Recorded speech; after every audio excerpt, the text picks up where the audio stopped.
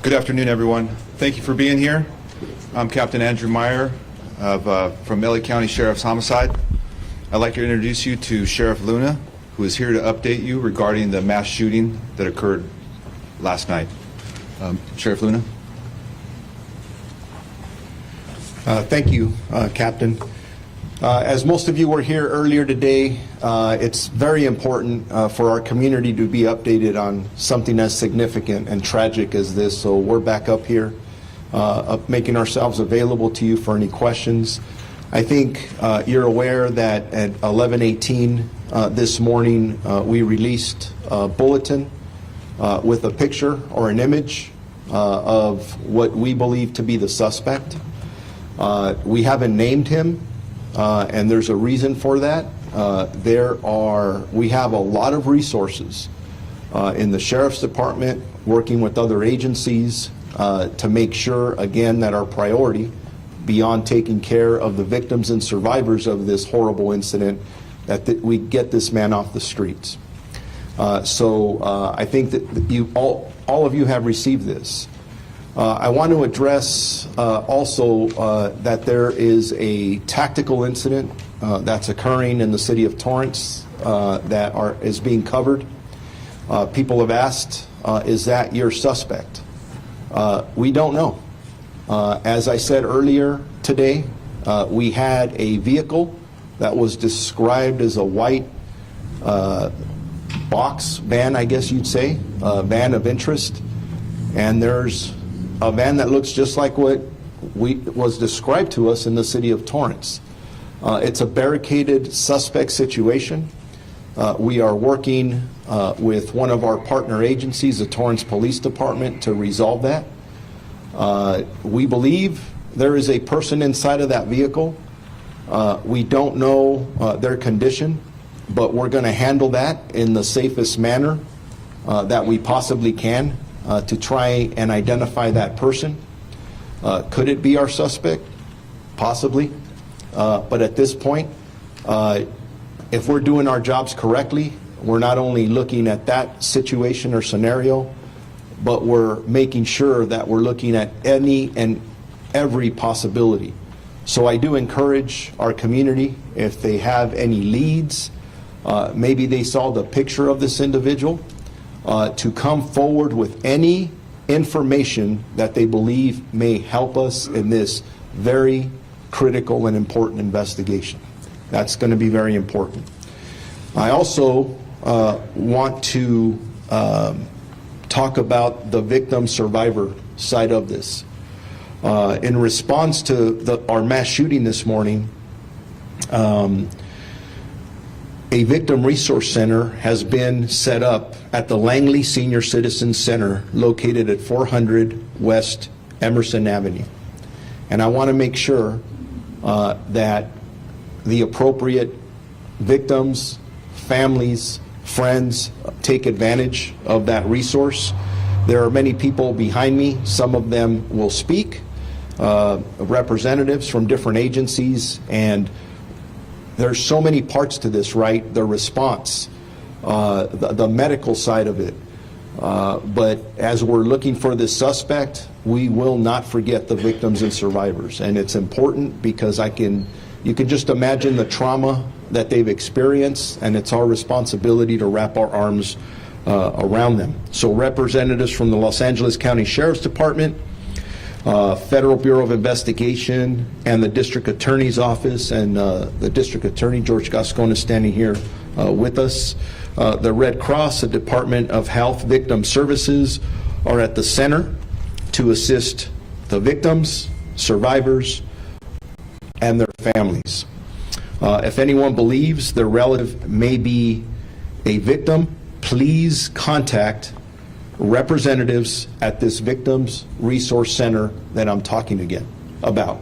And again, if you think that you have questions, you're upset, you haven't been able to locate a family member that you think's involved, please go out to this Victim Center and we will assist you. That's why we're there. At the center, we also have members from the Psychological Services Bureau, from the Los Angeles County Sheriff's Department. And as we go hour by hour, if we see any other needs, there are multiple agencies that have contacted us. Everybody wants to help, which is amazing in this time, because we need to depend on each other in difficult circumstances like this. So with that, I am going to turn it over to the next speaker, and I'll be here for questions at the end. Thank you. Thank you, Sheriff Luna, and I also want to congratulate and actually give credit to the first responders, as well as our sheriff team and the city of Monterey Park, the chief of police, the many deputies, and as well as the DA's office, Mr. Gascon, and also to our elected officials that are here with us this morning representing the city of Monterey Park. I am, as you know, very heartbroken to hear of the news of what occurred with the individuals that lost their lives. But I think now we have to look at the victims, the survivors, and as the sheriff said, this is what the county does best. Help provide assistance, mental health services, any kind of relief that is possibly and legally conceivable for us to provide. We are here to support all of the families in this community and help them in their healing. It's tragic what happened, but let's also think about the people who put their lives out there on stake every single day as well to protect us, our safety, well-being, and also our physicians, the ones that I can tell you of at LAC-USC that are right now treating at least 4 of the other victims there. I also want to say that they have also devoted their service to help providing protections for all of our residents in our community. The county's Office of Emergency Management has also been providing support and leveraging mental health resources at this very traumatic time, along with the city of Monterey Park, which, as you know and you can see, are very united and very resilient. Again, a heartfelt note to the families who lost their loved ones and to those that are recovering at this time. And with the help of the public, we can help to identify the individual that was behind this incident. Thank you.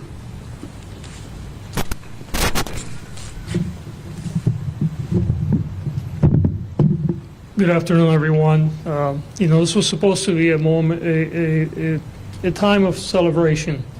We're celebrating Lunar New Year's, which is such an important component of many communities around LA.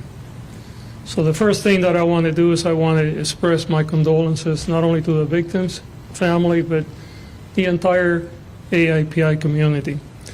My office has multiple roles in these cases. Number one, by state law, we ran a mass casualty response unit, and since very early this morning, we began to mobilize countywide resources in my office as well in order to provide services to the victim's family and to the community. And this is work that will not only, it began today, but quite frankly will go on for months and possibly years. The impact of trauma from this event goes on for a very long time. I want to thank the Sheriff Department, Sheriff Luna, and the Monterey Park Police Department for the incredible work they have done. We've had also our own law enforcement component has been here since very early on, working first with the Monterey Police Department, and we will continue to do that with the sheriff and other partners. Clearly, depending in whether an individual is arrested, we will talk about prosecution at a later date, and that is appropriate.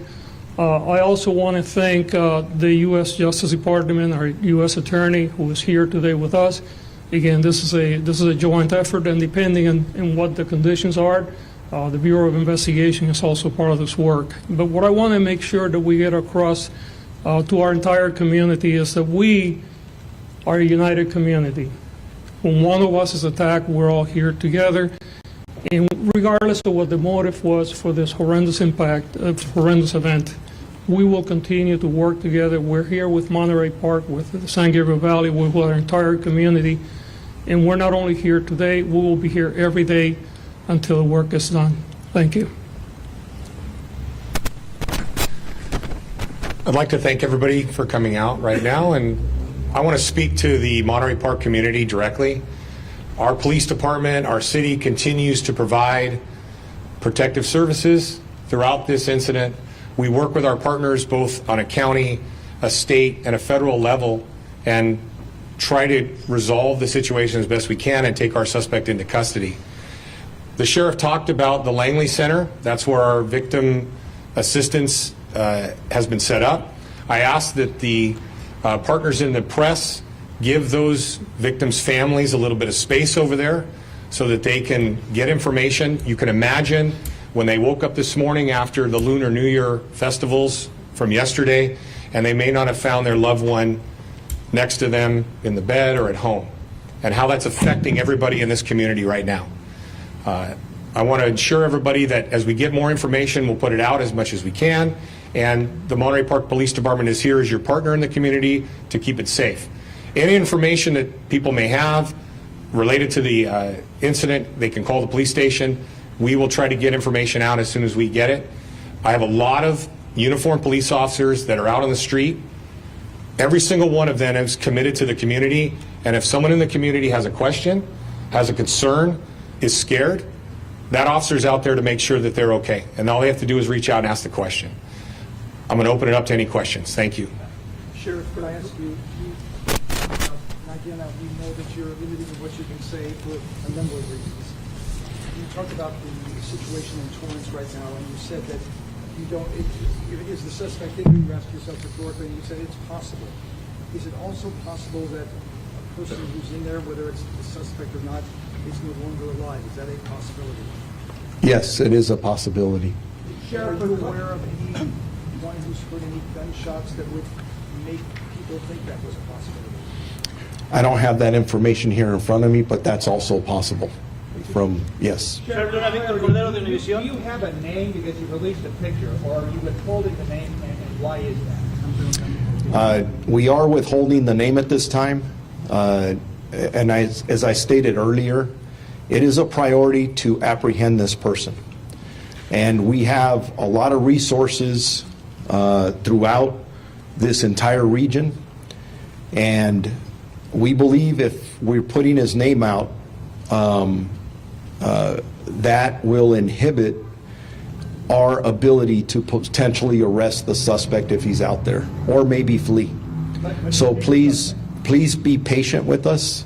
You've been patient thus far, and this is why we're going to keep our word that we're going to continuously update you, because the community, I understand, they're thirsty for information.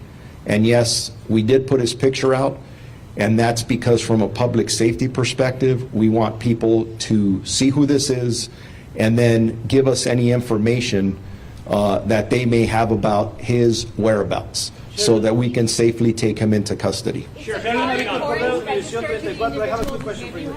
It's early probably, but do we know if this individual was working by himself and the motive of the situation?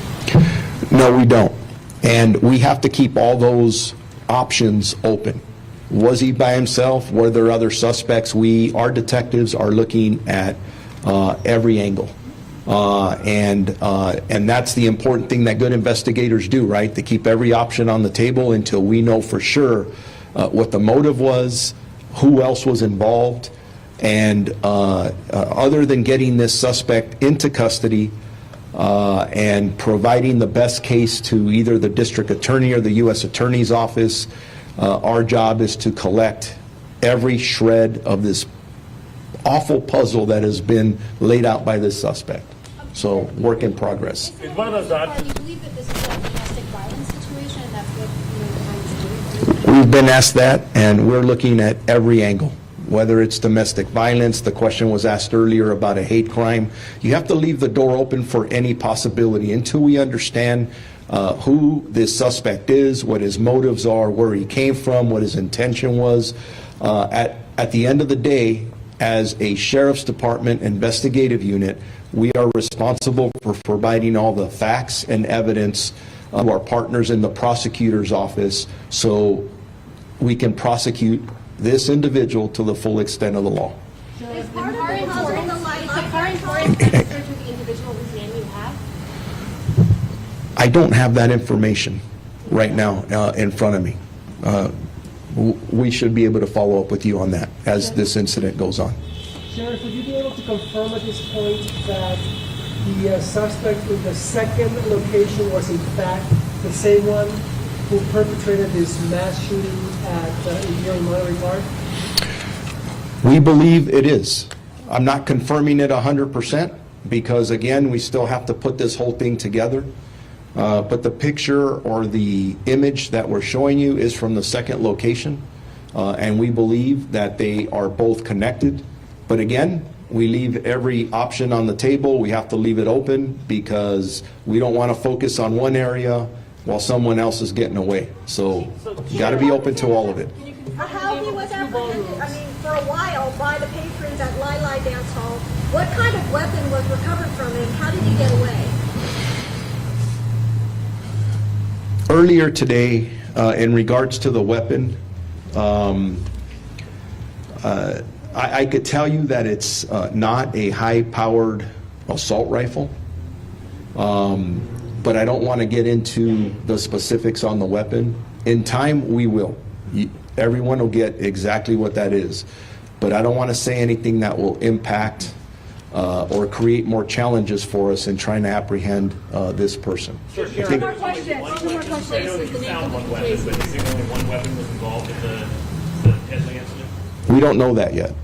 And for us, just like I'm saying that there may be one suspect, we think there's one, there may be more, we also have to assume there may be more than one weapon, right? We may have recovered one. When we find him, that doesn't mean he's not armed and dangerous. Sheriff, finally, can you explain to us then, since the last briefing, what is new other than the photo? Well, I mean, the update, and you got everyone here. I'm just trying to ascertain if there's anything new other than the photo. we have the photo that's new. There's the incident that's occurring in Torrance where obviously there's a lot of questions and concerns about that. That's the update that we have. There's nothing from that. You're not able to tell us anything from that. So I'm just asking if there's anything definitive that you can tell us. I'm giving you definitive information now, and I'm giving you the information that we have. And I had a choice to sit back and not come out here and be available, or come out here like we talked about earlier, and every time we get even a shred of an update to give you what we have, because there's significant public interest in this, as there should be. So if we call you out here in 2 hours, I'm hoping there's more information to provide, because I want this solved as much as anybody out there does. We want to, this has been painful. Let me go over here. I don't have that information in front of me. Yeah, typically I don't put out the specific locations just out of respect for the business. I'm sure as the day goes on, we'll be putting down those specific names of the businesses, because as you can imagine, if you're the business owner there and you had this horrible incident, they're traumatized as well. So